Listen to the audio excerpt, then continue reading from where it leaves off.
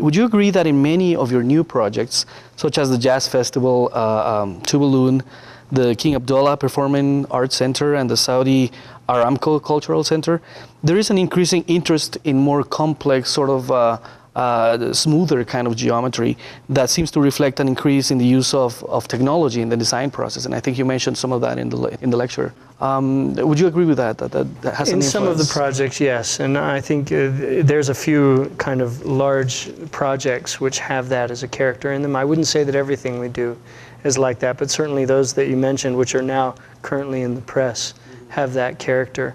I don't think that it's any particular lineage of thinking. Certainly it's tied to popular ideas like parametric design, and there are notions about parametric design that are valuable to us that we're learning through the younger people in our office. I think a big part of that comes from the introduction of young people who have these skills.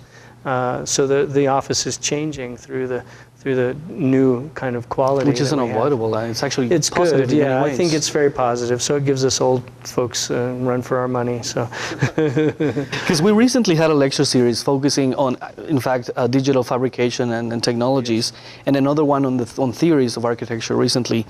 And I would like to know, like, what is the role of technology in the design process in your work? For example, do you experiment with new rapid prototyping technologies, digital design techniques, and this sort of Yes, strategies? we do, but I would prefer to sort of characterize our office as being scavengers of some kind. We'll put our hands on whatever we feel makes sense. It can be hand sketches. We still do hand sketches. We hand work models. Yes, we work in the model shop. We have a really great model shop where we make things with our hands. And sitting around a physical model can be very useful still. So while the notion of using digital technology to forward your work, and while that notion does have a considerable positive characteristic to it, it hasn't yet been brought into the world where it's easy to be social around it. Whereas a physical model, you can work together and you can say funny words and things happen quickly, and a digital model does that, but it's a little harder with a larger group. But we move back and forth between all the worlds, all the way from hand sketches to scripting and so forth. Yeah, I agree. I don't think it displaces the traditional way of working as well. They work It shouldn't. together, yeah. Yeah. Sometimes I think we have a lot of criticism internally in the office, so I think that's good for people to know. We're not all satisfied with everything, and some of these methods and approaches are seen negatively by some people and more positively by others. So there's a challenge to find a route through. What is your opinion in terms of architecture and theory in your practice? I mean, are you interested in this relationship between architecture's theoretical discourse and your ideas in the office? Again, it's interesting because as an individual sitting here, I'm answering something from my own viewpoint, but we're really a studio. So I think if you were to ask different people, they would have completely different opinions. I like that, and I think we've always liked that at Snøhetta, that there's a divergence of thinking all the time. So I'm sure that the same question could be answered twice and have two different answers. My own personal viewpoint is perhaps a little simplistic. While I appreciate the value of concepts and the need for concepts, they are not an end.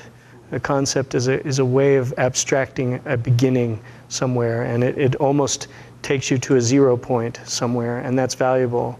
But I can think of no single building where the notion of a theory or a concept is foremost in people's mind when they actually experience it as a real object. Rarely do people walk into a building and drop to their knees and say, what a great concept. Exactly. I don't think I've ever heard of that. Or people have different concepts in their minds about the building. What concept is it? So, or what theory is it? I mean, that's not to say that it doesn't have value. I just think that it's a value that's important to architects, less important to the remainder of the world. So one has to see it in different levels of meaning, and eventually the theory starts to lose ground to the reality. You need the theory to begin, but you don't need it to finish, and that's kind of intriguing to me. And the last question I wanted to ask you, as you mentioned to me earlier, you have been to Guatemala a few times before. Yeah, great. question about Guatemala. I've been waiting for that. We're leaving the most interesting one for last. And I know that as an architect, we tend to be obsessed about the built environment and the specific cultures that you visit.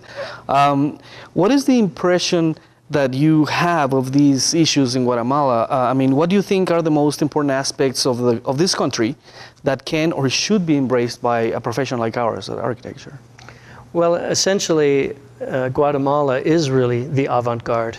If you look at global architecture, there may be a lot of amazing architects out there in the Netherlands or in France or other places, working in China, doing amazing architectural solutions, which appear to be avant-garde, and they are on a theoretical level. But on the level of life and society, this is the avant-garde, because you're smack in the middle of huge political, social and economic deficiencies in a country which has a tradition and history of strong architectural environments.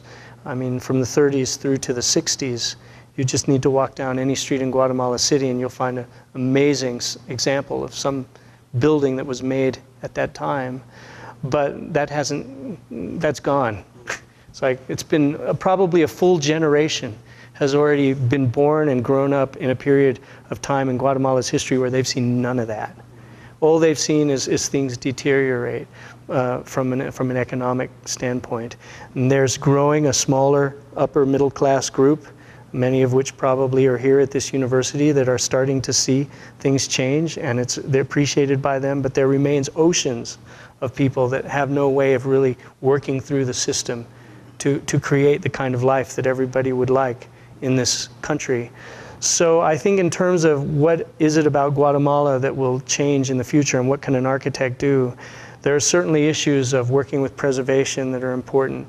Certainly issues with creating positive environments for people that are showing a glimmer of hope. But I think also architects have to take into account that politics have to be addressed through their work.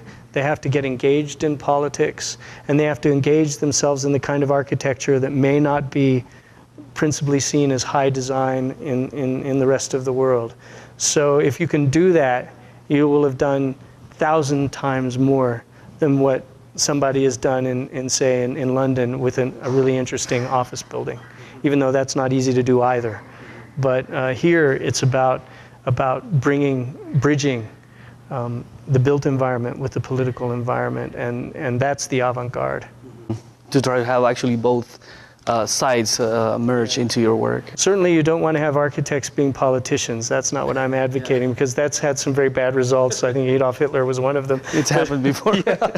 So that's not what I'm saying. I think I'm saying more like some of the things I've heard about Crecer, for example, which I saw today, and some other smaller cliques of people that are working with grassroots movements from the bottom up to try and make things happen.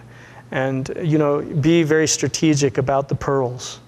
Maybe it's a matter of laying a few pearls and not trying to do a string of pearls in this place. The string of pearls will come over time, maybe in 50 years.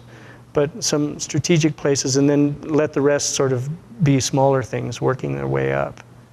It's a mistake in a lot of countries that work the other way. Like, oh, we have to improve things, so let's get a famous architect, make kind of like a whole huge renovation master plan for this area or something, or somebody making a master plan. The master plans are useful, but I always say the best laid plans never get made. They usually, they're very ambitious. Yeah. Well, thank you very much, Craig, for this interview, and I hope you enjoy the rest of your stay in Guatemala. Thank you. Mucho gusto.